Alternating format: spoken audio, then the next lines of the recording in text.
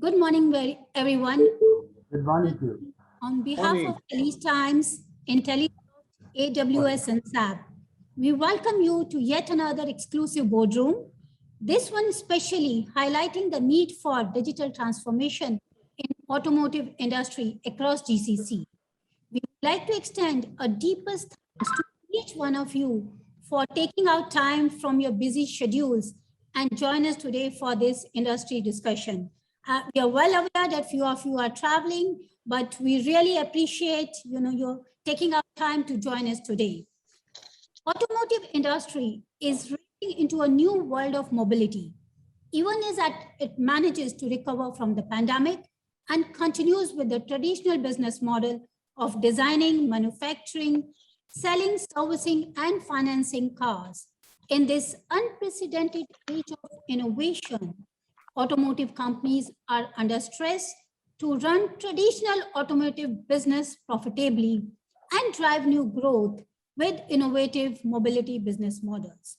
In today's digital boardroom, organized by Khaleej Times, IntelliSoft, SAP, and AWS, we will discuss automotive sales automation and how it can empower the automotive companies with the knowledge, capabilities, agility, and speed they require to thrive in the era of mobility. So without further ado, let us welcome Amit, Regional Leader, EMEA, SAP, to welcome you all. Welcome, Amit, and the stage is all yours. Thank you, Poonam. Thanks a lot. Hello, everyone. Good morning. Assalamu alaikum. I hope you all are doing well and keeping healthy. Like Poonam said, my name is Amit Hundekari. I run the platform and technology business for mid-market in a region called as EMEA South, which consists of some countries from Southern Europe like Portugal, Italy, Spain, Turkey, the whole of Middle East and Africa. And I am, of course, based in Dubai. First of all, thanks a lot for joining this event today. Since last few webinars, I always like to say that I hope this is one of the last webinars that we are conducting, because I know that everyone is sick and tired of these online event formats. But then when you see people like Mr. Ahmed, who's joining this call from Conservatory, you think that it's not at all that bad in a way, right? But yeah, I mean, on another note, I think I not just me, but every one of us hope that hopefully we can get back to meeting physically or in person, and can possibly break bread together, right? Which is what we usually do after the event, right? We have some nice lunch. There are some good informal discussions, which is outside of the business context, and so on and so forth, and then that makes the whole experience much more interesting. But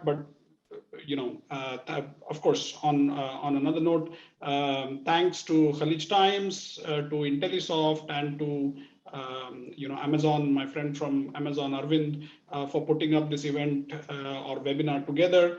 I think Khaleej Times has done a wonderful job with making this format as interesting, as collaborative, and as interactive for all of us as possible. You will see it's not a typical one-way communication where we present our slides, you listen, and then you can only ask questions from from the Q&A tab that you have. It's a bit of a different format. It's more interactive, it's more inclusive, it's more collaborative, which is what is more interesting that I like. So thanks again, Khaleej Times and IntelliSoft, for that. Welcome again, and enjoy the rest of the event. We are here to help and support you, not just now, but then beyond this as well. So thanks again, and look forward to interacting with you. Over to you, Poonam, for the next session. Thank you, Amit. Thank you for the sincere welcome to the attendees. My name is Mitsu, and I'll be representing Khaleej Times, and I'll be moderating this very, very exciting boardroom for today. So welcome everyone once again from my side and Khaleej Times. Let us begin our session with a quick icebreaker session. One by one, I'll be introducing all the attendees who are a part of this digital boardrooms. I would request if you could give us a quick introduction about yourself, a name, designation, company name, and 2 lines about yourself. So we know who we're dealing with. We know we have some very, very interesting profiles here today. So to get the maximum out of the discussion, if we could start with, let's go alphabetically, Mr. Ahmed Kalhout from Abu Dhabi Motors Al Sakir Group. He's the group head of ICT. So Mr. Ahmed, quickly introduction about you, 2 lines, please. 2 lines. All right. I am the head of the ICT for the UASG group of companies, one of the biggest groups in the region. And I joined the company in 2017 with this strategy to digitize the whole company and move into enterprise architecture. And we completed the phase 1 of the strategy. Now we are heading to phase 2. The success we have done in this company is impressive, and we have been awarded many international recognition awards. That's in short. Thank you, Mr. Ahmed. Another person, from AGMC, Mr. Yan. Mr. Yan is the director. Mr. Yan, are you here? And if you could please give us a quick introduction about yourself, please. Yes, I'm here. Thank you very much for the invitation. I'm Jan, 46 years old. I'm German national. At AGMC, I'm like from the sales side, heading the brands BMW, Mini, Alpina, Motorrad. So it's a nice portfolio of brands, I would say, very, very exciting. Since just a year, I've been here in Dubai. Previously, I was in Kuwait, heading the Nissan, Infiniti, and Renault brands. Before that, in KSA for Fiat Chrysler brands. Had a journey with Fiat Chrysler in Germany, heading Fiat, and in China as well. And before that, I was in the Volkswagen group. So I've seen a bit the world. I've seen a few different brands. I hope I can give some valuable insight today, but I hope I can also learn quite a few what the colleagues have been doing and are planning to do regarding digitalization of the business, because that's where we have to go. I often think our business is still stuck in the 1990s quite often when I look what other industries are doing and how we are operating. So I'm quite excited today to listen and learn and hopefully also contribute a little bit. Thank you very much for having me. Thank you, Jan. Thank you very much. I see a lot of heads nodding when you said that. So perfect. It's the perfect boardroom. We need to talk about the need for digitizing and automation. Perfect. Let's go to Mr. Vincent Peter from Automotive. Vincent, if you could please quickly give us 2 line introduction. Yeah, good morning. Hello, everybody. So my name is Vincent Wijnen. I am the Senior MD of Automotive Auto Division, responsible for all of our brands in the UAE. I've joined Automotive last year, May. And before that, I was 33 years with Nissan Motor Company in different countries, different functions across the globe. Nice to meet you. All right, super. Thank you, Vincent. That was awesome and quite short and very impressive. I would like to call Mr. Akram Darwish from Al Hamad Automobiles. Mr. Akram, you're the general manager. We'd like to hear from you, please. Thank you so much for this invitation, and very happy to be part of this seminar. My name is Akram Darwish. I'm the GM of Al Hamad Automobiles. We are mainly in heavy equipment and heavy trucks. We have different brands: Tata, XMG, GAC, JAC. Also, I'm handling the rental division and contracting division, infrastructure. So we can say my time is 45% in automotive business. For the digitalization, I believe this will change everything. It will change again. So very happy to be part of this seminar. Thank you. Thank you, Mr. Akram. I would like to move to Al Masoud Automobiles, Mr. Bashir. Mr. Bashir, if you could please, quick introduction. Good morning, everyone, and thank you for the invitation. I represent Al Masoud Automobiles, and I manage the sales of Nissan in Abu Dhabi and Al Ain in Southern Emirates. And Nice to meet you all. I come from premium brand to volume brand experience in the last 15 years, BMW, Mercedes-Benz, General Motors, and the last 4 years, Nissan. Looking forward to learn from all of you. Thank you so much, Mr. Bashir. From Al Nabuda Automobiles, we have Mr. Thomas Farber, the General Manager of Volkswagen. Thomas, over to you, please. Oh, Engineer Thomas, is it? Thank you so much. Hi, good morning. My name is Thomas Farber. Since 11 years now with Al Nabuda Automobiles as a General Manager. I did all the projects, all the new constructions, and since 1 year I've taken over the Volkswagen brand as well. I'm responsible for the body shops which we're having, and our added value services, like for instance ProTech. Since 36 years with Volkswagen Group, as Volkswagen, Audi, and Porsche. I don't have the experience with Nissan or with Mercedes or anything else. I totally agree with Mr. Jan that we are sometimes or very often in the Stone Age, actually, when it comes to digitalization in the automotive industry, and looking forward to learn and to see. Thank you. Thank you. Thank you, Mr. Thomas. From Al Rustamani Group, Mr. Vix Nestaram, the General Manager, please. Yeah. Good morning, everybody. I'm Vix with you, Sharon. I take the operations of the group, and the automobile division comes under my purview, and I accept the manage the company as well. We have already gone ahead with the digitalization and automation to a great extent. And I like to learn from my friends as well. And thank you for inviting us. Thank you very much. Thank you, Mr. Vix. From Al Yusuf Motors, we have Mr. Hassan Jayushi. He's a General Manager. Mr. Hassan, over to you, please. Al Yusuf Motors. I've been with the group since 2014. We have a limited experience with the digitization in certain areas, more than others. And this is very exciting for us because we feel we need to stay updated and see what's out there, especially after the pandemic. We feel the urge to really get more and more into automation and digitization. And I'm very excited to be part of this group. Thank you very much. Thank you, Mr. Hassan. Thank you very much. I would like to call from Ali and Sons, Mr. Shuman A. Zaman, the Chief Information and Digital Officer, who is joining us from UK. Shuman?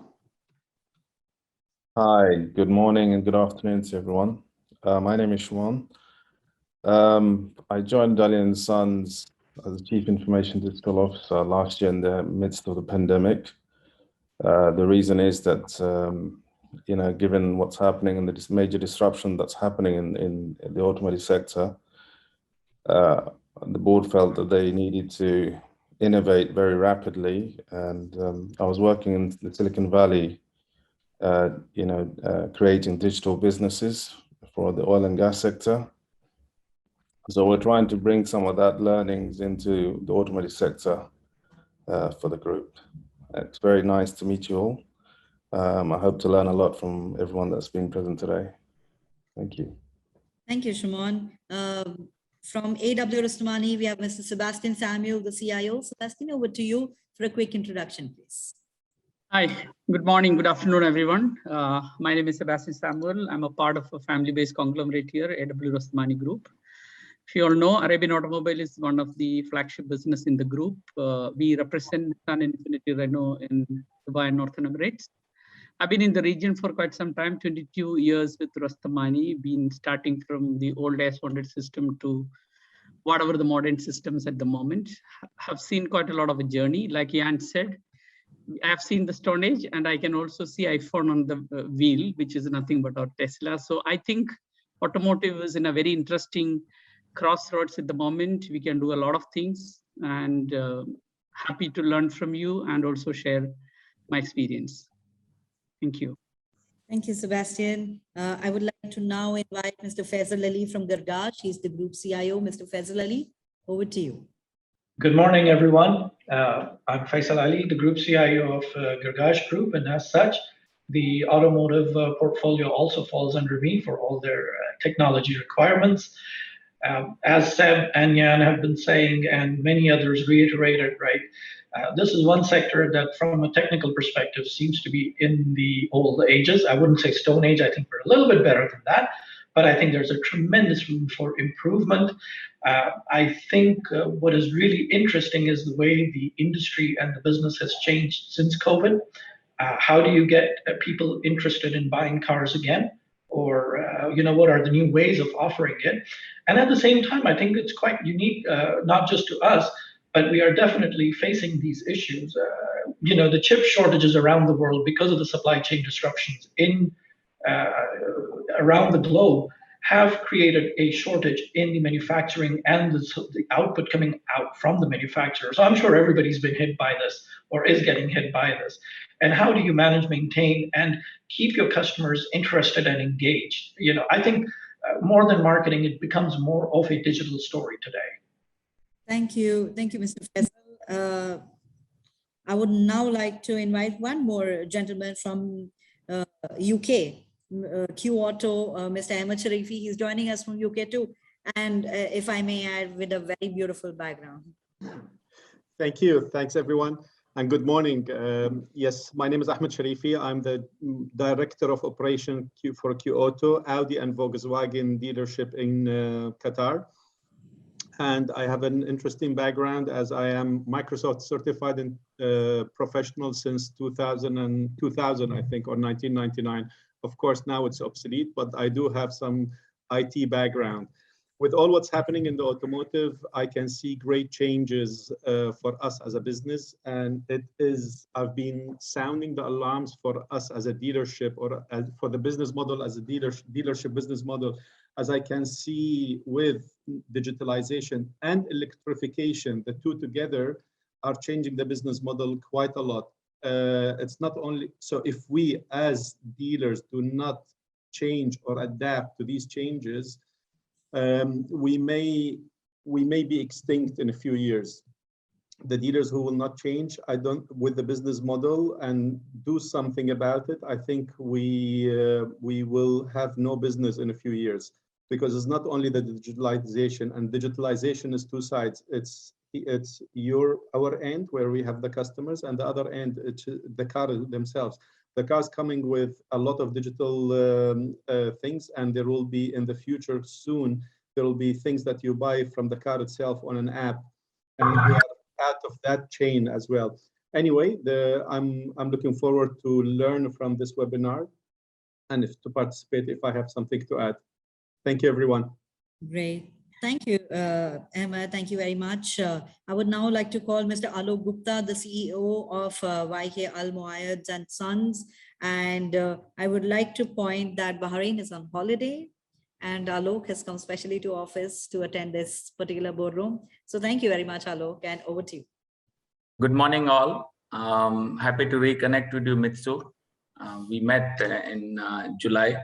Well, it's my honor and privilege to stand next to Vincent, next to Mr. Hassan, next to Faisal and everybody. I'm Alok Gupta. I'm CEO of YK Al Muayyad and Sons Group. We represent Nissan, Ford, Infiniti, and various other brands in Bahrain. Well, Ahmed, you stole a lot of lines or a lot of words which I was supposed to start on automobile industry, and I think we all agree.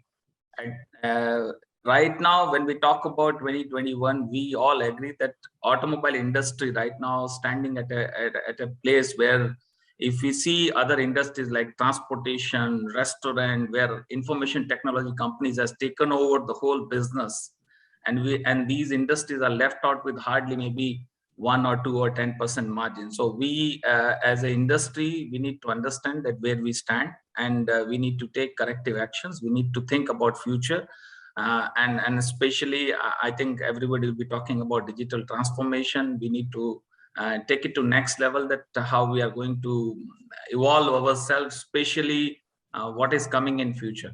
So I'm ready to learn, understand more, and meet you all. Thank you. Thank you, Alok. Thank you very much.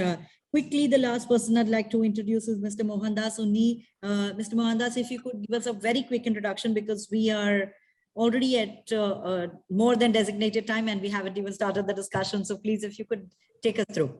Sure. Thank you, Mitsu. This is the first boardroom for me. Let me introduce myself. My name is Mohandas. I'm heading the entire YKL and Sons Group IT.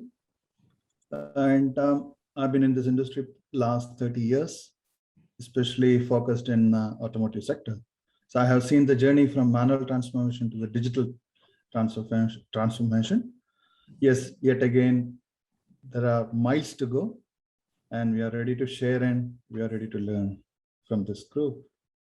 Superb. Thank you so much. Thank you. Let's begin our very, very interesting, very relevant session that everyone is looking out for. So as you're already aware, we'd sent some pre-meeting survey questions to get a fair idea to where everyone stands when it comes to their digitalization and automation strategies. So the questions today will be largely based on the answers that we received. So the first question is, we gather from all the answers that the exposure and understanding to automation and its impact on everyone's business is quite high. We all agree that the boundaries of automation and digitization are limitless. My question is to, I think first I'd like to start with Mr. Alok Gupta, CEO. Can you please throw some lights on measures? Because you listed down a lot of measures that you undertook when it came to automating your business. Would you please throw some lights? So we start with you.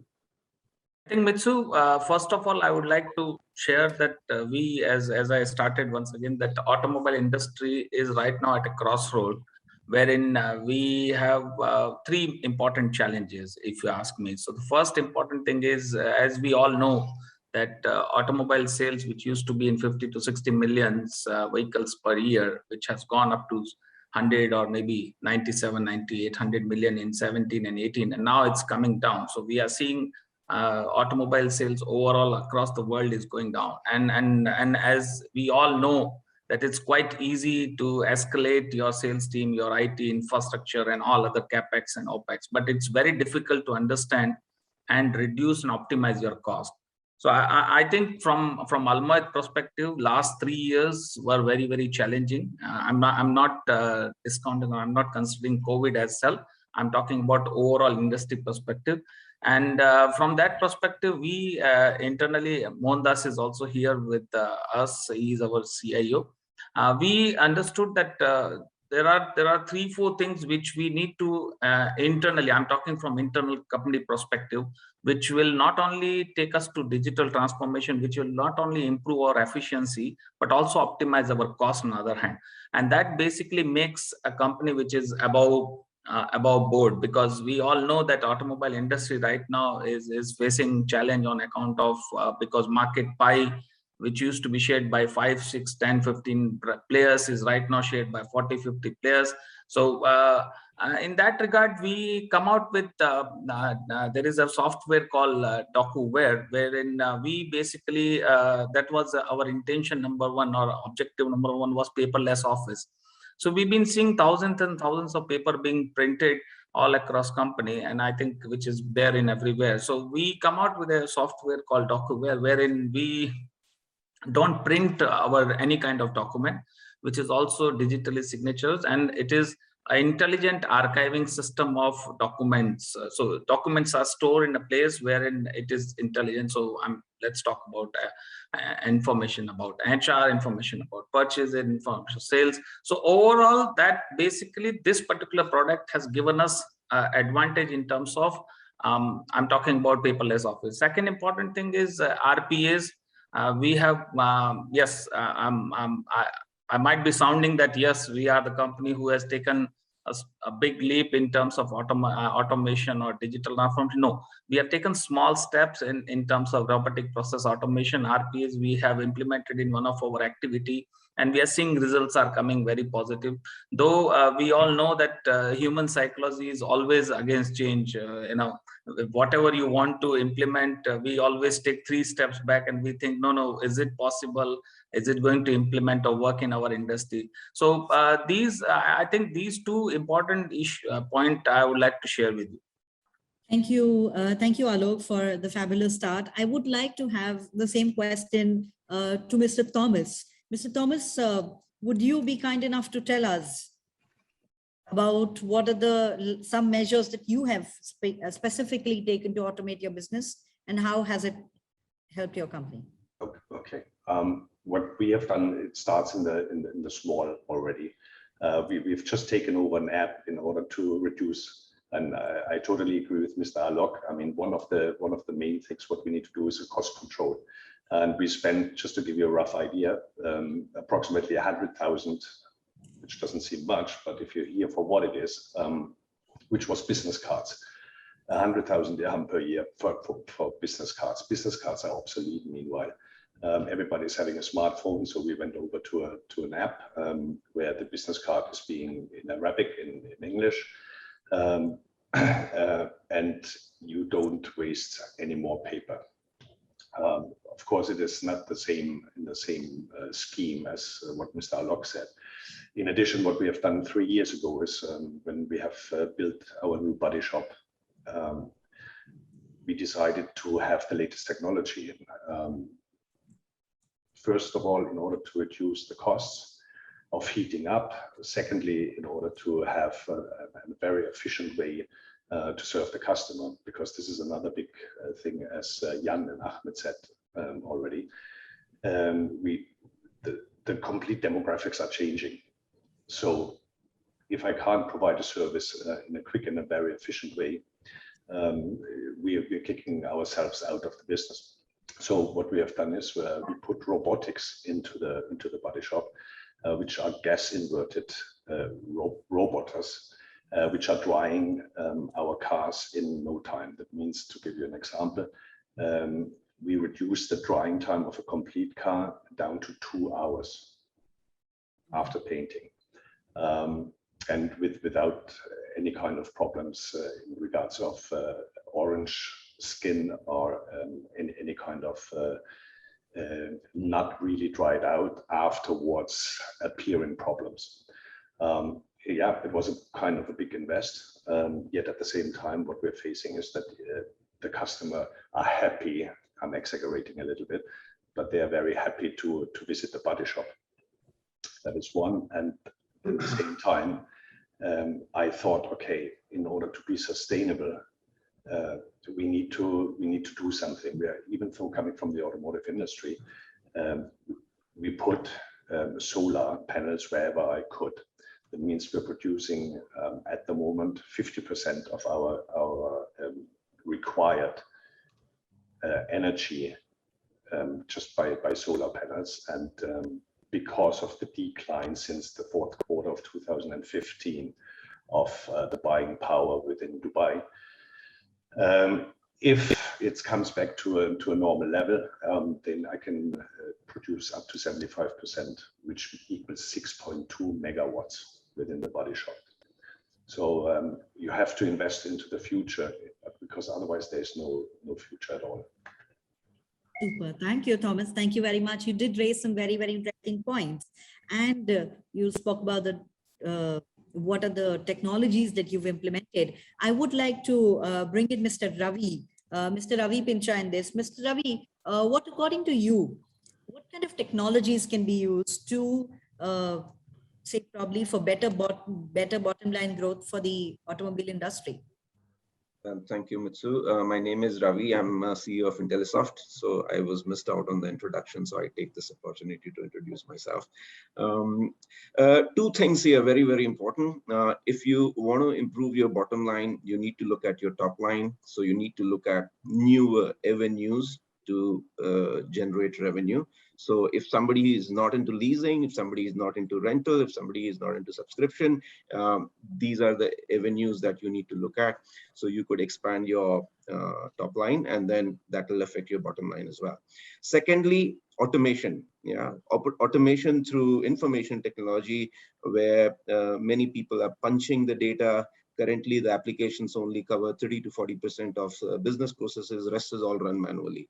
If we automate those areas, probably you could do 5 times more business than with the current manpower that you have. Yeah. The other is digitalization. So if you have 10 showrooms right now, probably you need to look at where you should be putting your money. You should be putting your money on e-commerce rather than having too many showrooms. If you can cut down on those, because the world is going towards not physical but more digital, and there are other ways. So these are some of the ways that you could basically look at your bottom line. Okay, thank you, Ravi. Also, this is one thing that always keeps coming up and has been discussed very extensively in the pre-meeting survey questions, is that customers have become a lot more digitally savvy. They want everything within their reach in their iPhones or their phones, more comfortable with digital services. My question to, say, Vincent is the senior managing director at Automotive. Has adopting a digitalization strategy help deploy new customer experiences for yourself? Yeah, definitely. What you see happening, because it's quite interesting, we did some research which came out only a few days ago, where it does show that there's that still within our region compared to other regions in the world, and I'm maybe talking about maybe the States and Europe, is there is still quite a heavy reliance on showroom visits, which is quite a surprise to me. I know it is still there more than anywhere else, but it's still quite high. Obviously, the COVID situation has accelerated moves here, but what you do see, and this is something that is hiding, that could be potentially hiding this, is that the purchase process, the purchase journey actually has definitely moved and is moving very fast to predominantly digital, and that is then linked back to the physical visit. So what we've been working on is a true omni-channel solution. So the key for the customer is going to be wherever they step into the purchase funnel. Yeah, whether traditionally you would say, okay, you advertise and then the customer visits the showroom and does some shopping and then looks around. That isn't the case anymore. People come into the purchase funnel at all levels. Yeah, because they orientate themselves and they know in many cases more about the car than our own people do. So what you need to do is you need to build a true omni-channel structure whereby there is a seamless interaction with that customer wherever they step into the funnel with that brand. And we are investing an enormous amount of money in this at the moment for all our brands, and it's quite exciting to see already the first results that we're getting from this. We did launch an e-commerce solution on one of our brands, and we are selling more than 100 cars a month now, 100% through e-commerce. So without the basically physical visit to the showroom, except for, of course, delivery of the vehicle, which we also do at home. But what you see is there is that movement happening, but there's still the need for having showrooms because people still want to, in this region, visit showrooms and have a look at cars. So there's going to be a combination, but we could be, if we all think we can rely on that, I think we're wrong. We need to be ready because otherwise those brands that do not move in the digital space, they will be left behind because the underlying purchase journey has changed quite dramatically and it's changing very fast. Thank you, Vincent. I'm sure everyone agrees. I would like to take the same question to Jan. Jan, what is your views on this, on completely, employing new digital customer experience avenues? It was basically perfectly wrapped up by Vincent already, so not much to add from my side. What we've done at AGMC was also establish e-commerce. So we're not having, unfortunately, hundreds of bookings a week, but a good handful that is done fully digital already. That was our first step into the e-game, let's say. As a second part, I fully digitalized the sales funnel. So at click of buttons, everybody in the organization knows their funnel data from the leads they get to the cars they deliver in the end. That's very important because funnel, yes, is under the focus of everyone, I think, but there are so many differences by each person in the organization. If you digitalize it, you can very well highlight who has weaknesses in which area and quickly counter steer and support everyone to lift up their skills. All right, thank you, Jan. I see a couple of hands raised. Let's start with Mr. Hassan. Mr. Hassan, quickly, if you could tell us one thing, then we move on to Mr. Ahmed, then Mr. Faisal Ali. For the Sure. The way we looked at it, there are two main areas, if you want to call them front of the house and back of the house. Front of the house is your customer experience and your sales. Back of the house is your analytical and data keeping, basically. So there are a lot of areas that we need to look at for digitization and automation, if you wish to.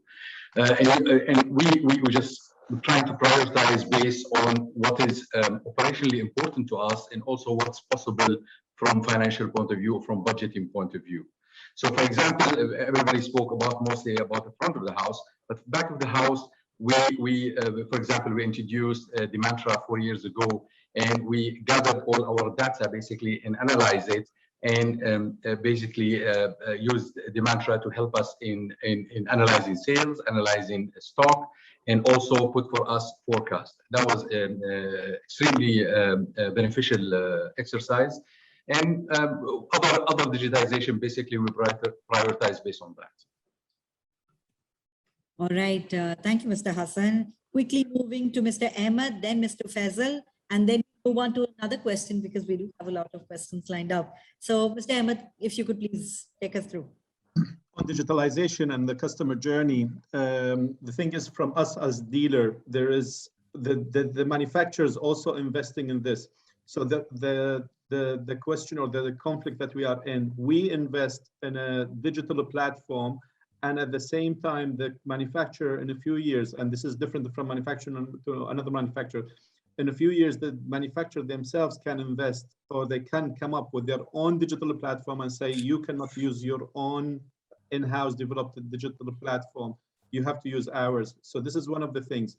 And the other thing is, you know, you develop something, all the dealers, all the manufacturers are investing, even if we don't see it, in the back of their heads, they are copying Tesla, or they're trying to copy Tesla. And they want to have a direct sales to the customers in a few years. I was with somebody who works for a manufacturer, European manufacturer, 2 days ago, and he was telling me about their agency module. So they are rolling in an agency module where the customer contact the manufacturer themselves. They buy a car.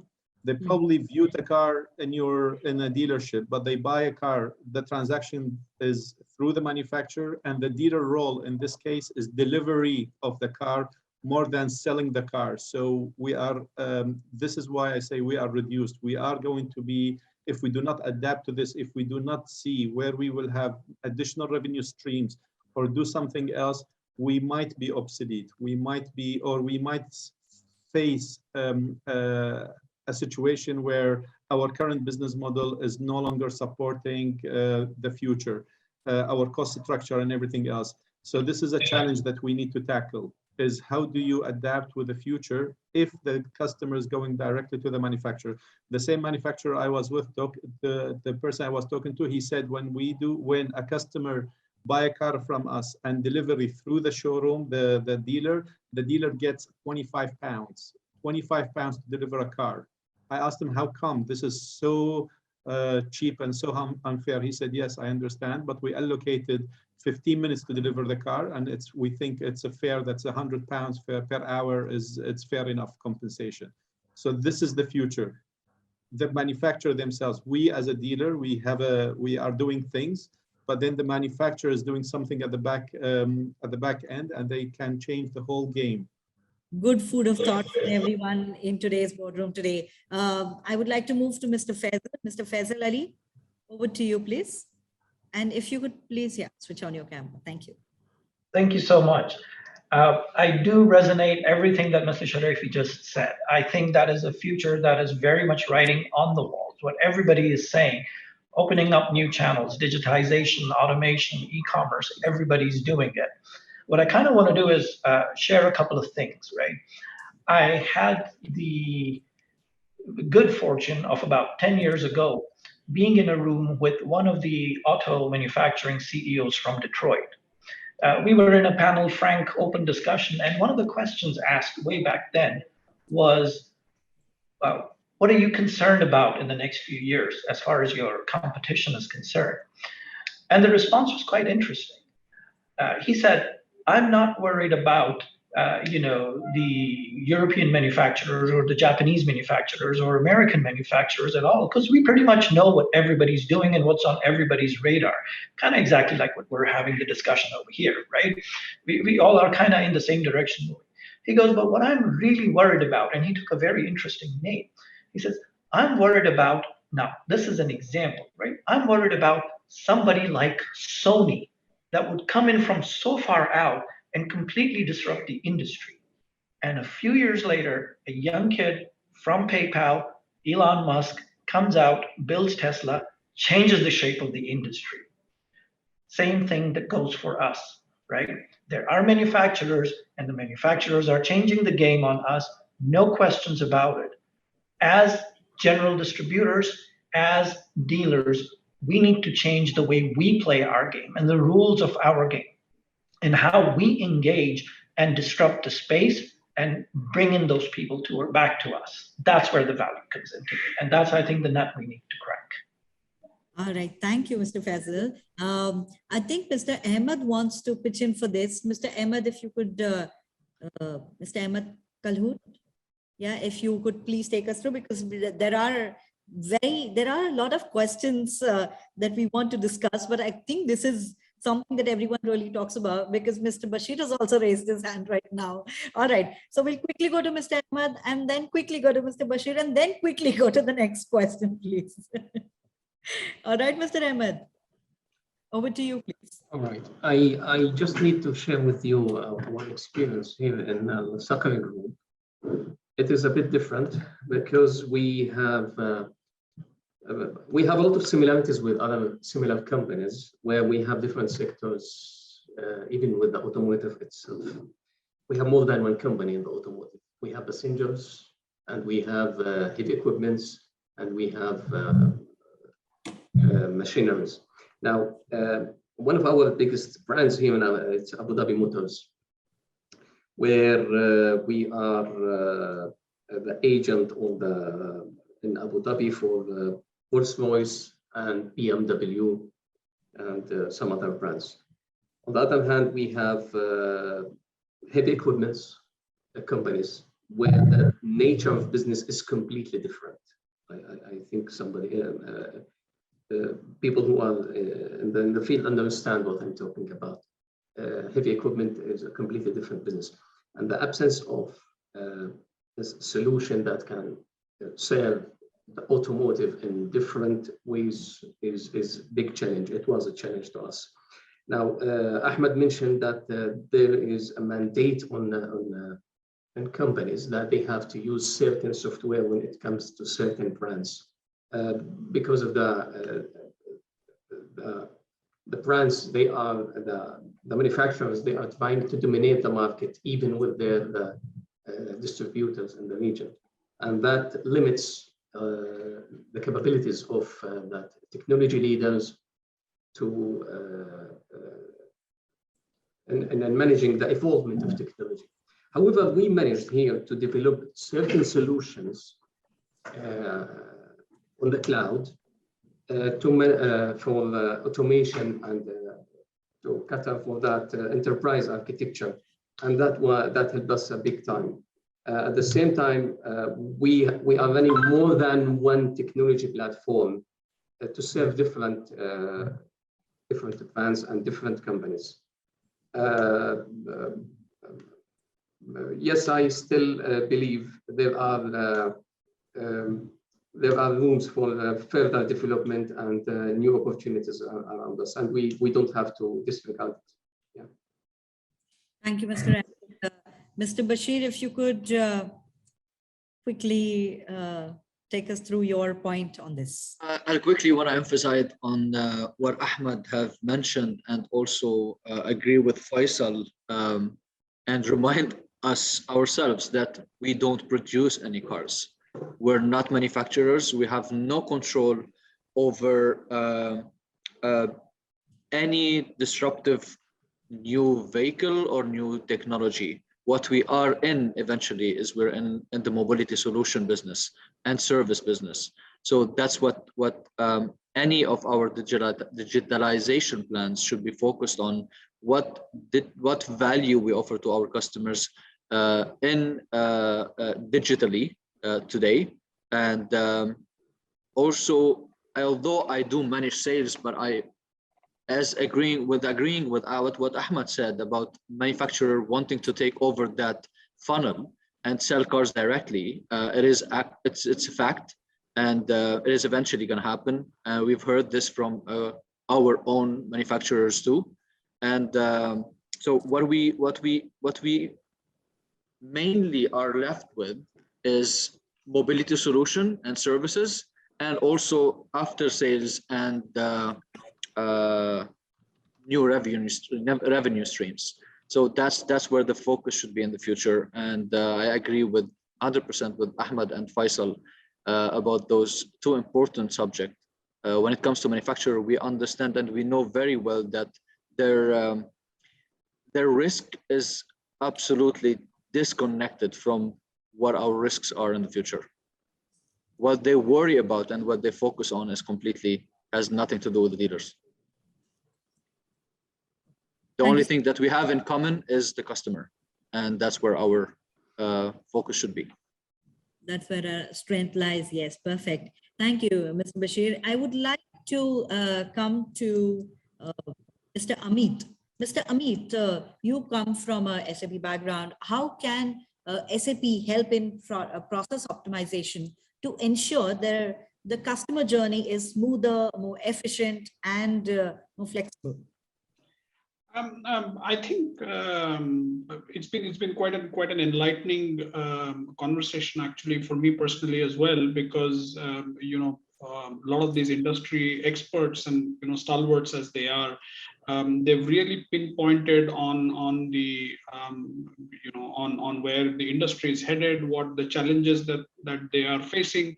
So from an SAP perspective, I think we've been working with the automotive industry, and in terms of digitizing the processes within the automotive industry, not just with the with the S/4HANA, the ERP system or the platform that we have, but then here I'd like to bring in about the specific industry packages and the solution that the partners like Intellisoft here really brings in, right, which really adds value to the existing S/4HANA ERP core enterprise whatever ERP system solution that we have, which has inbuilt technologies like inbuilt intelligent technologies like artificial intelligence, machine learning, advanced analytics, some of the things that everyone really talked about from a future perspective, right? And I remember Mr. He was mentioning about how Mr. Elon Musk, got the completely changed the face of of the industry with with the innovation, right? So from an SAP's perspective, we are definitely the enablers, right?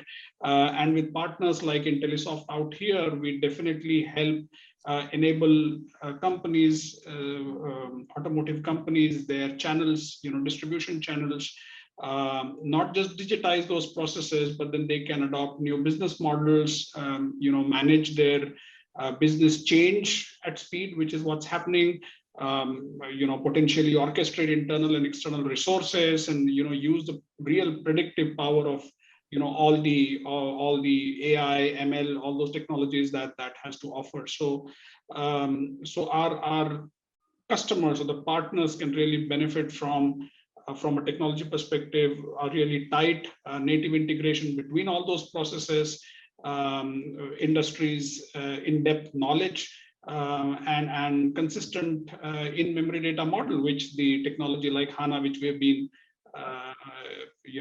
which we have been talking a lot about since last many years, really sort of brings in, right? So in summary, it's embedded AI, analytics, and intelligent process automation, in-memory database and simplified data model, and the technical ease that brings in capabilities and best practices for a wide range of industries, including automotive, and absolutely consumer-grade user experience. Thank you, Amit. Thank you very much. We've discussed a lot about customer journey and how digitalization helps.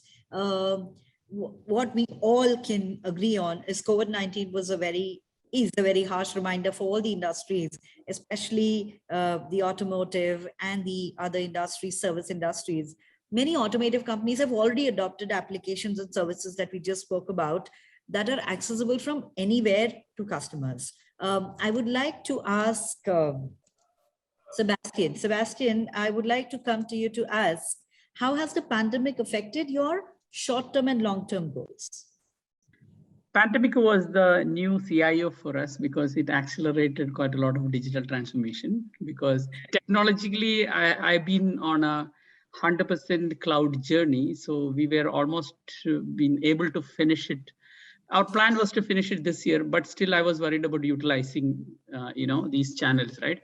Because we are a large, very old organizations, quite a lot of tacit knowledge and experiences there in the people. So we went up to data science, machine learning, algorithmic suggestions, recommendation, everything. But even at that time, how can I trust your recommendation than 30 years of my recommendation, right? So now that is changing. That is one major aspect. Then people's ability to interact digitally, even in sales and service process through mobile apps and different online channels. And they started coming back and asking you to build it, so we could easily deploy it. So that is a big change, right? So that point of view, it really accelerated, helped, and also it managed cost saving a lot in all of those matters in that traditional business aspect. But I also want to come in a couple of points about the past comments about what is our future, right? To be honest with you, the entire conversation went into sales oriented. We are selling. Actually, I think product selling to service selling is what we need to move. Probably somebody was talking about mobility, and I think our future lies in making sure that we reinventing ourselves into a mobility as a service platform provider, where we are going to sell anybody's car. Ultimately, I see my biggest wish is I have 3 children, all of them have driving license. I ended up having 4 cars for our family. But what if we could have a mobile package where I can subscribe to any number of cars based on utilization? So instead of having 4 keys, I have one app. Everyone in the family can book their cars and drive it if they want to drive it. If they want chauffeur driven, it can be chauffeur driven, right?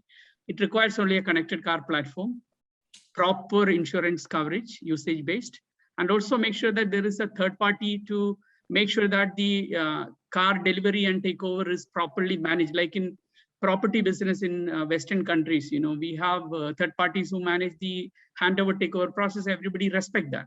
So if you have this, this platform can allow anybody's car on the platform, and then, people can consume it. So how do we move from ownership to usership? And how do we build our revenue channel through that thing? So predominantly, if you look at a car sales, maybe we will bring you X% of revenue, but the car can run for another 10 years. If you consolidate all those services, service, body shop, insurance, and handling charges, that is the biggest pie in the revenue of life cycle of a car. I think we should move away from fear of manufacturers coming to eat away from our fight to something which they can never do. They cannot open up service centers all over the world. They cannot come closer like you do to the car. Only thing is we need to have a proper digital ecosystem, and we need to onboard all our enemies and friends into the ecosystem, create revenue models. And that's what I dream about, and that's what I see as a trend. If we don't do it, somebody else will do, like Elon Musk did.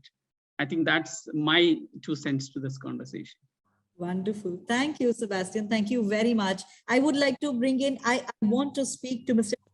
about this point, but I would like to speak to Mr. Arvind before Shuman. Just give me 1 second. I'd like to take Arvind's view on what I really liked about Sebastian was he spoke about car as a service. So what I want to understand from you, Arvind, as a representative of AWS, would you like to highlight car as a service or any other product service transformation? That Yeah, is, sure. yes, please. Yeah, so I think very well spoken, Mr. Sebastian, and I agree completely with you. What we have currently seen is more innovation, unfortunately, coming out of the OEMs rather than the dealerships. And to a case in point, when we speak about car as a service, do we have something real in the real world? There is, but unfortunately, it's from BMW. Which has adopted Amazon Lex technology to create a car as a service to connect with the sensors in the car. Yeah, but have dealerships or other stakeholders been able to build a model which can actually be utilization based rather than ownership based? I'm sure that model is definitely coming. And as you rightly said, if it's not Elon Musk, some other bright person will definitely come up with it. It's an idea whose time has come, as some people would say. And the good part is that AWS has got a lot of platform and technology capabilities which can support building of such a product. Yeah, whether it is in the case of AWS SageMaker, which can be used as a machine learning artificial intelligence platform, or whether it has all the other technologies in AI like Amazon Lex, which can be used for your chatbots, and the AWS AI itself, which can actually be used to identify and crunch data to have meaningful insights into how to build a particular customer. So yeah, so that's it. Thank you, Arvind. Thank you very much. Coming back to Mr. Shuman, Mr. Shuman, we were talking about short-term and long-term goals, and Sebastian spoke about car as a service. So I really wanted to capitalize on that. That's why I got Arvind in the middle of it. So Shuman, would you like to highlight how has the pandemic accelerated your goals or changed your short-term and long-term goals? I think the pandemic, obviously, with everyone, it's accelerated it. I mean, the reason that I've joined Allianz Sons is purely because they see major disruption happening. And I think Sebastian made a very strong point. If we don't move to a platform side of a platform strategy, then eventually the OEMs and the dealerships and how they operate and the margins will reduce drastically. But for us, and the future is working with the OEMs, making sure we have some sort of hybrid model in place, because you can have the best car as a service, but you still need the car, right? So you still need the OEMs to work with you. We believe that providing services, not just the physical car in itself, but the data from that car, that's where the real battleground, in my view, will be in the future. Is how do we monetize the data that comes out of cars? So if Mitsu is driving down Sheikh Zayed Road, passing Dubai Mall, we want to know what you do there. How often do you go there, right? Perhaps align with the retailers there to see which shops you visit, and then predict what are the services that we can offer you before you know it, right? This is where we feel the battleground is. It's away from the physical asset to the service, to the monetization of the data, and using machine learning, artificial intelligence we believe will open up different revenue streams, different battlegrounds. For us, digitalization is all about changing business models. It's not about automating paperwork or anything like that. That is a given, with technology. It's all about business models and how can we make more money, or how can we protect our margins? Thank you, Shuman. Thank you very much. I believe we haven't spoken to Mr. Vix yet. Mr. Vix, would you like to come in and talk about your short-term, long-term goals, or you want to highlight the changes in attitude towards digitalization in the automotive industry? Yes, we believe we are a very small automobile company compared to the rest of the people. We are in compact car business. Unlike in the past, we were together. We had a big, massive automobile business, but right now we are involved only with Suzuki and Citroen. Suzuki being a compact car and Citroen being a compact car. So we are Citroen just taken off, but with Suzuki we have learned a lot, and the pandemic situation has made us to understand few important thing as far as the behavioral patterns of customers and people who are working with. Yes, I agree that digitalization and automation is the two key elements that we have to concentrate if we were to take this industry to different platforms. But we have a challenge now, right now, with the people, their mindset. The people who are really involved in hardcore selling and being used to huge showrooms, all these things, when they really be given a chance to get into digitalization and automation, we find some of them are not willing to change. So this is a process that we got to really address, and we have been giving training for those people to make them feel that efficiency and effectiveness will be much more if we were to embark on digitalization and automation. And to a greater extent that we manage to make these people to fall in line. And the second thing, in terms of cost effectiveness, many of those people who are present here today has mentioned about it, and I really welcome those ideas. The cost effectiveness is going ahead with reducing costs and all that. Digitalization is the best way, because having a big showroom in time to come, the customers are not interested in visiting showrooms. They would like to connect you with digital means. They need to get the inquiries answered in the quickest possible time, and they need services. So the customer services could be only done with the customer connectivity. This connectivity is being really facilitated by digitalized process. And people don't come and see the car because they go to the virtual showroom, they see everything, and they are very well informed when they start talking to us. So I believe the current environment in this part of the world compared to the West, we have few more steps to go. And with this e-commerce coming in, with that we'll be much more efficient. And I look forward for that time to come, because we got used to the other side as well. So I see that there are some more days to come for us to change. Thank you, Mr. Hicks. I would like to go, there are two people I want to speak to, Mr. Akram and Mr. Mohandas. Mr. Mohandas, if you could tell us from your perspective, I mean, you have over 30 years of experience handling IT. From your perspective, how have the IT goals changed? Okay, thank you. Definitely, we need to have a common platform to share our data. Especially when, if you look at that, there are certain concerns are coming up, like, by having a multiple franchisees. So every dealership or every manufacturer is imposing us to put their technology in place. One will go with the SAP technology, one will go with the Salesforce technology, and so on and so forth. So the challenge is going to be for the ITs to integrate everything into a common platform.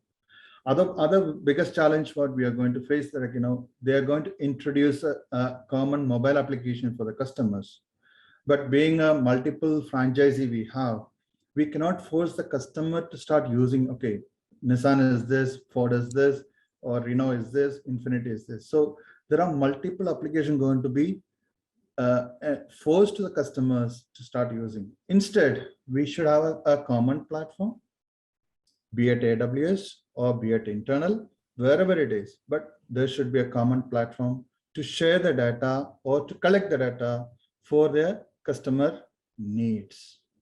That's one of the biggest external threat, I should say, but internal also we have certain challenges, such as accepting the technology or a resistance for the change.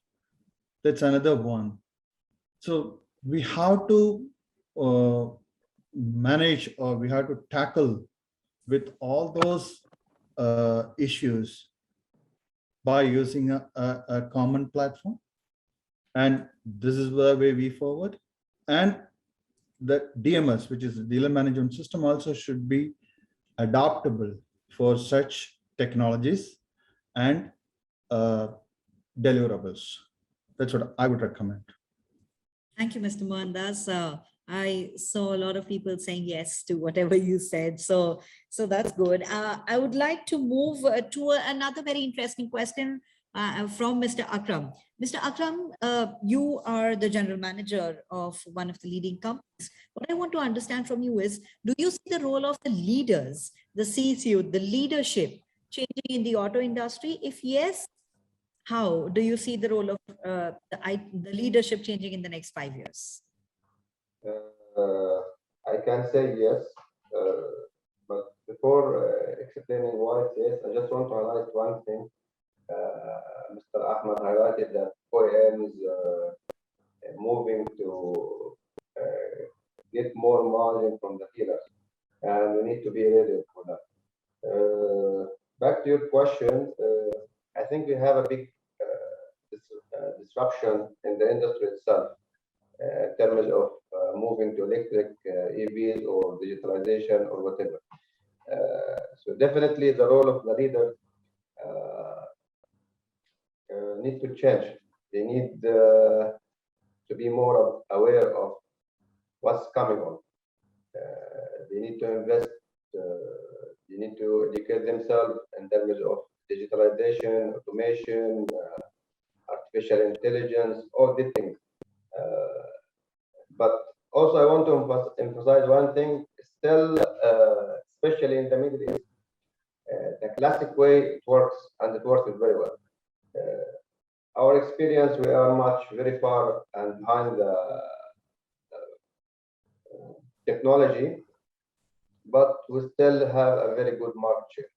Like in terms of data, we have 80% of buses in the market share. Heavy equipment, we have the line share in Qatar.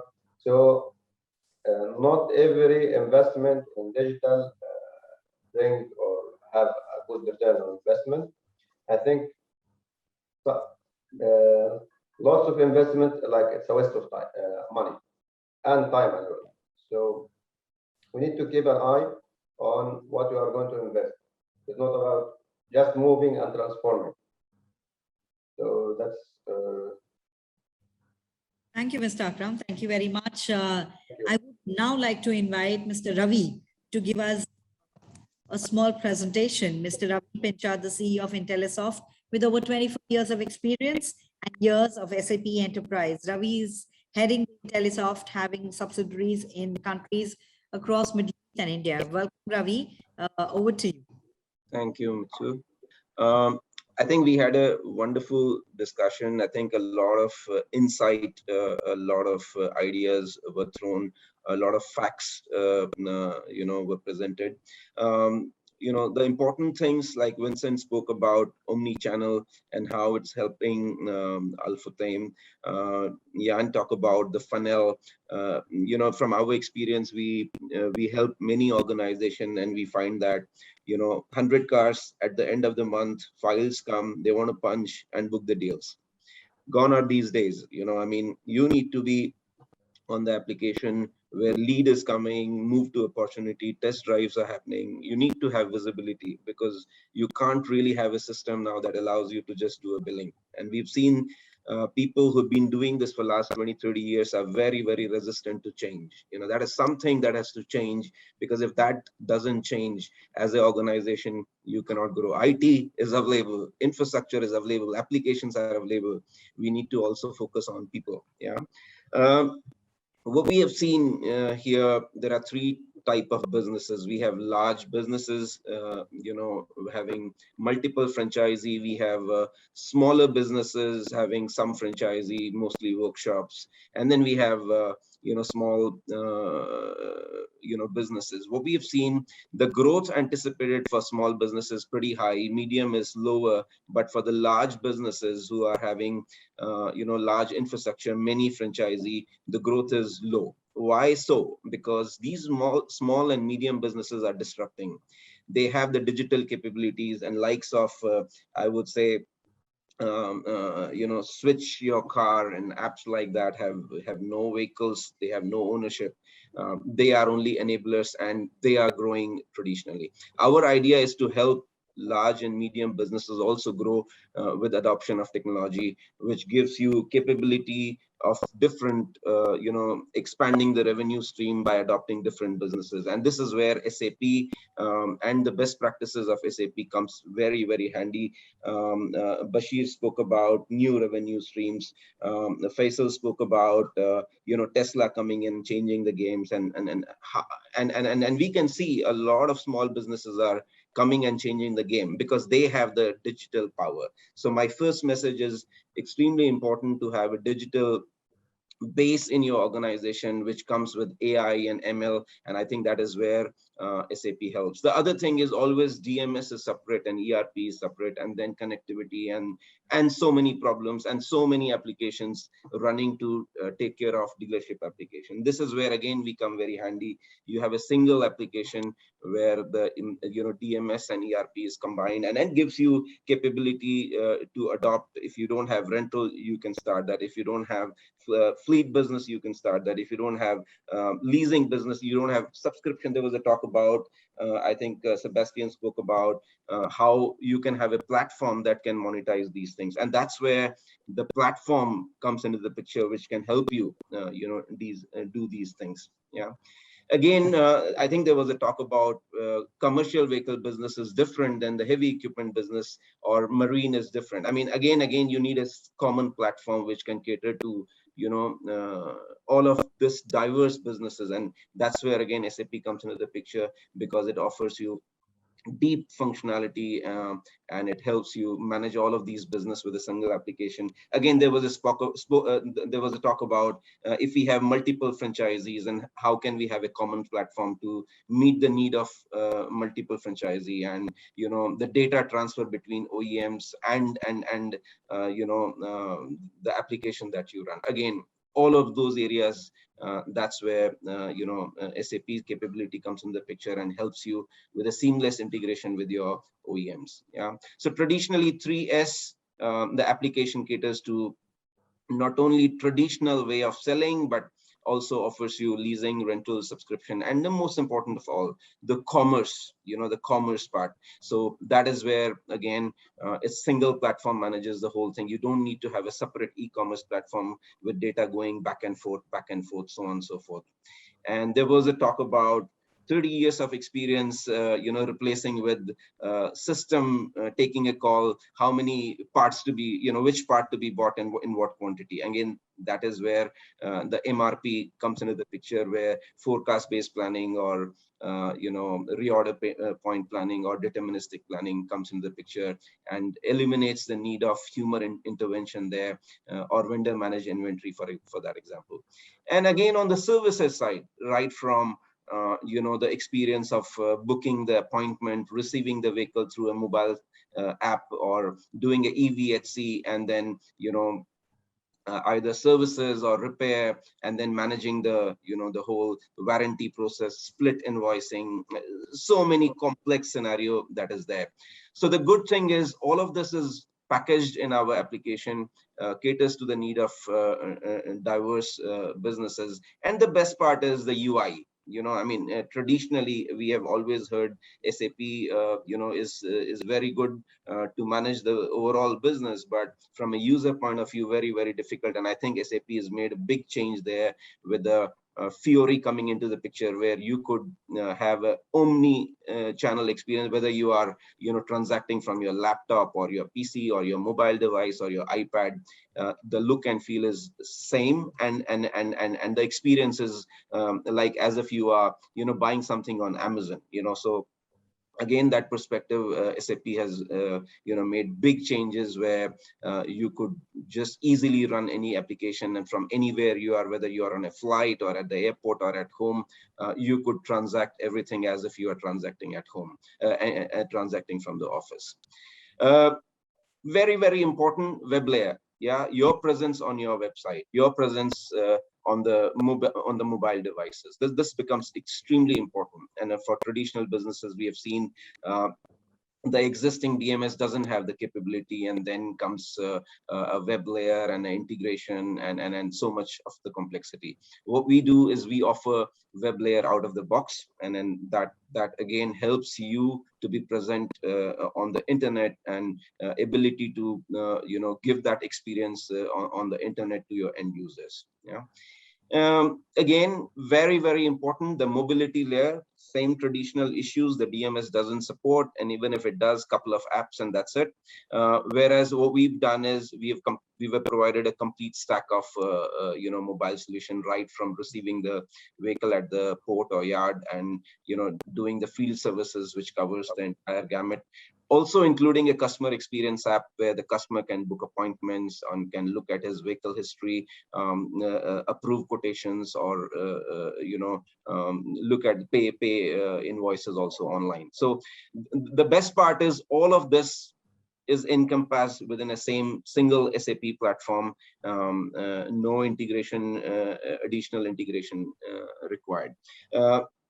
So I would like to again touch upon a few areas during the call that was really important, and they turned out to be very, very good from the current experience that some of you have.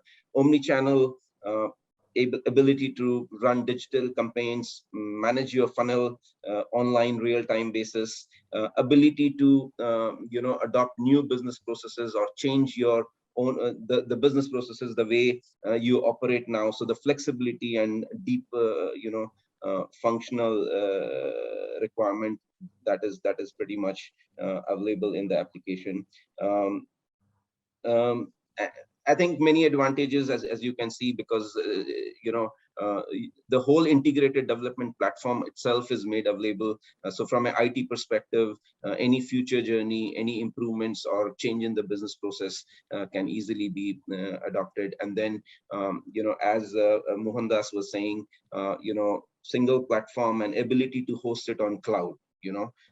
That is pretty much available. So I think that is a brief snapshot of what SAP and Intellisoft offers, and also from a hosting point of view, the ability to be on the cloud point of view.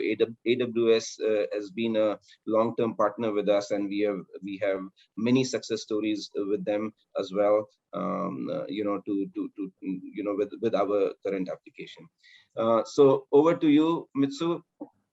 Thank you very much, Ravi. I would now like to invite Mr. Amit Hundekari, the regional leader at EMEA South, mid-market and channel platform and technologies. Amit leads the EMEA South go-to-market efforts for platform and technologies, business deploying programs and initiatives. Welcome, Amit. Thank you, Mitsu. I hope you all can see my screen. I'm just trying to struggle because there are cameras, faces. There is a slide. All right. Okay, good. Thanks a lot, Ravi. Thanks, Mitsu. I think the discussion in this boardroom or in this webinar itself was quite interesting and enlightening, that, like I said before. So I'll keep my presentation or my talk short, because I think we're already running out of time. So Mitsu has already introduced me. I run the platform and technology business at SAP for EMEA South. And all right, so I think bulk of it is already sort of discussed during our discussions right now, right? So as we all manage to recover from the pandemic, and so is the automotive industry, right? I mean, the industry that you all represent is also racing into a new world, new trends, new technologies, new expectations from the customer. So when you look at it from a business perspective, in every aspect, be it the model of designing, manufacturing, selling, servicing, and financing cars. So all of those areas are essentially going through a major transformation, and that transformation will only excel as we move forward with COVID crisis, in the background. So in a nutshell, I think, there are technological shifts from the combustion cars to the electric vehicles to customer journey is now more based on the digital interactions, the ownership models, with focus on selling now our mobility instead of vehicles alone, and that has that has the impact on the business, right, in terms of decrease in after sales revenue. There is more and more digital marketing that's coming. Businesses will run more on digital platform as we sort of move forward. All right, so moving to a more what the industry really, and when I say industry is people like you really think, right. As of now, so 69% of the board of directors have confirmed and said that they've accelerated their digital business initiatives in the wake of COVID-19 disruptions, as per Gartner. And as you all know, digital transformation or going digital is no longer a nice to have now. It's all really must have, right? As the speed of business accelerates, there has been an increasing focus on digital transformation than before, right? So there is a certain sense of urgency and need, that is driving the demand really.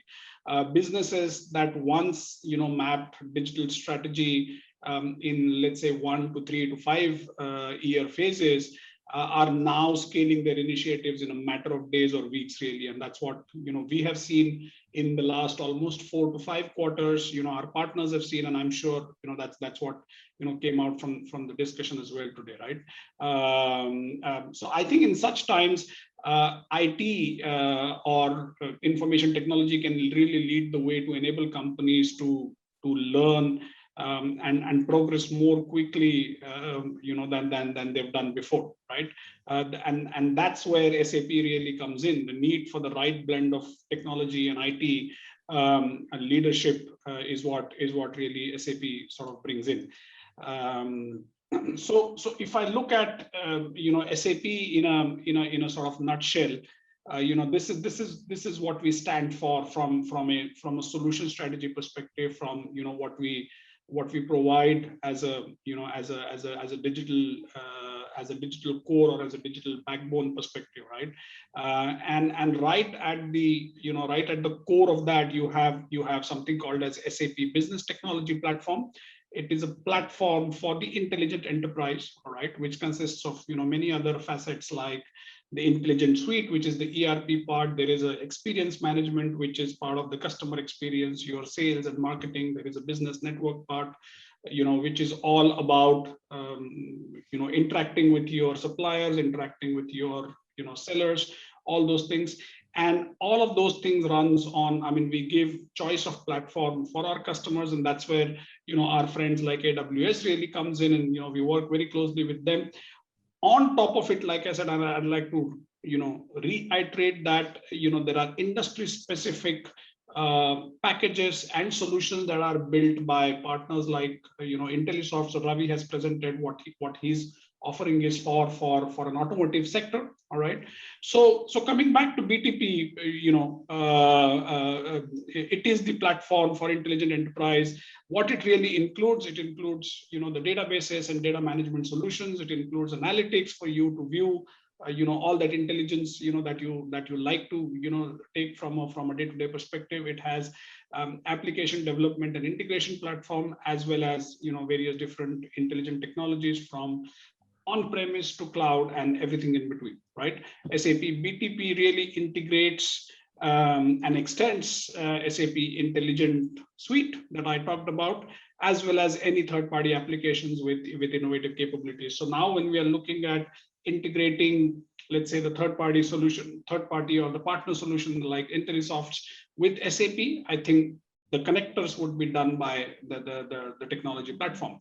Our customers can run business technology platform in any of the cloud environment to achieve pretty much the ultimate flexibility and the choice that they want to drive the speed that every industry is now facing.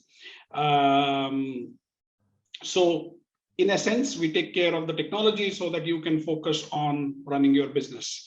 That's pretty much from my side. If there are any further questions, clarifications, feedback, I can always, most willing to sort of take that. You can reach me on my email address or, through Ravi or whatever. So thank you so much. And I'm around still. Thanks. Thank you very much, Amit. I would like to invite Mr. Arvind Chandagiri from Amazon Web Services. Arvind is the SAP on AWS Emerging Markets Head at AWS, and he helps in organizations in transferring mission-critical SAP ERP workloads to the cloud and reap the benefits of innovative technology to reinvent their business models. Welcome. Yeah, thank you, Mitsu, for the honor. And I also want to thank Amit for setting the context for my presentation. As he explained, many of the ISVs, as we call them, independent software vendors, choose AWS to build extensions on top of their enterprise applications like SAP.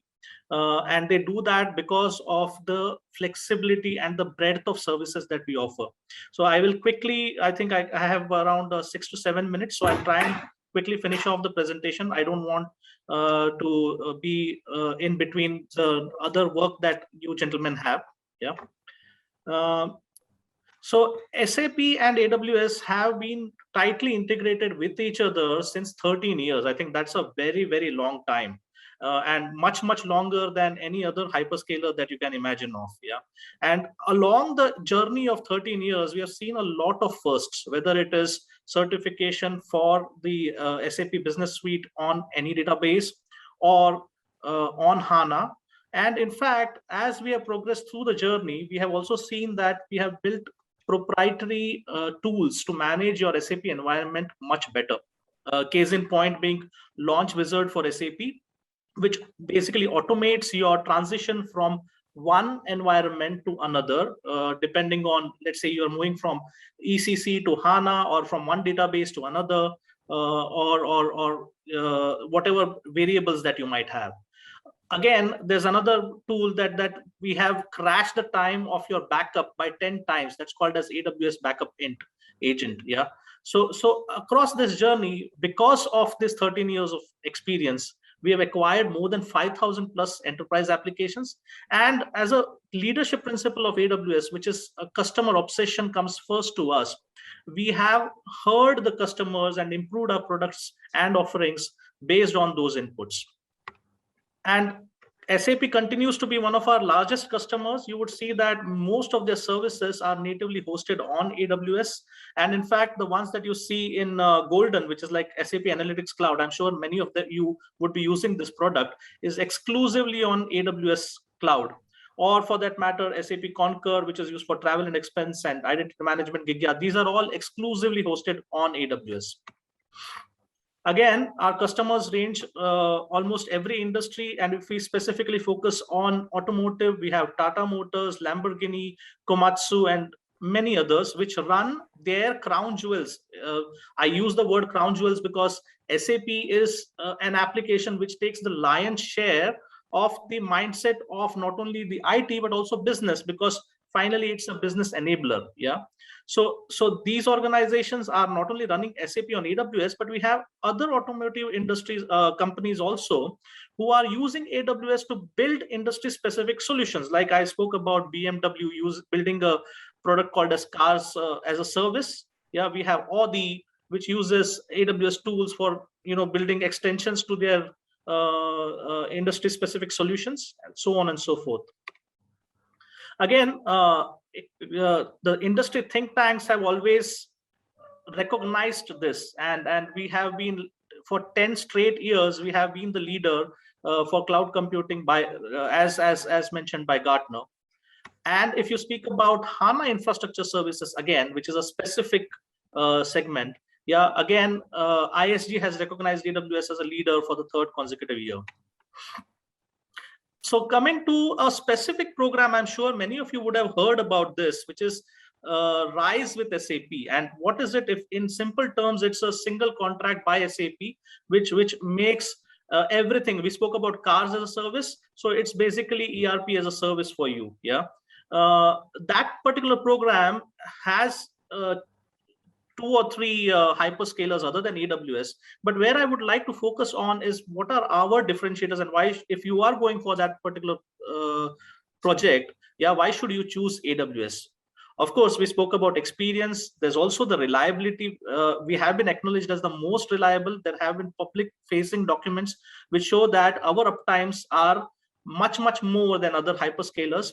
Of course, performance, reason being that we have the most number of cloud native instances which are certified on SAP.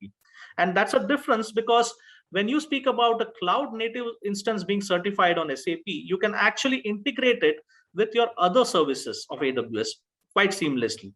So that's the advantage that we bring over here. And again, we have the global footprint and the partner ecosystem to support it.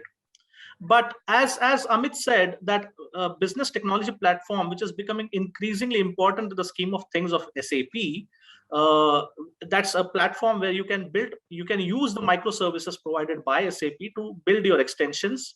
Yeah, you would see that AWS has the highest number of BTP regions as compared to any other hyperscaler. And not only that, we have the maximum number of microservices of BTP certified on AWS than any other hyperscaler. So you can see the number of 80.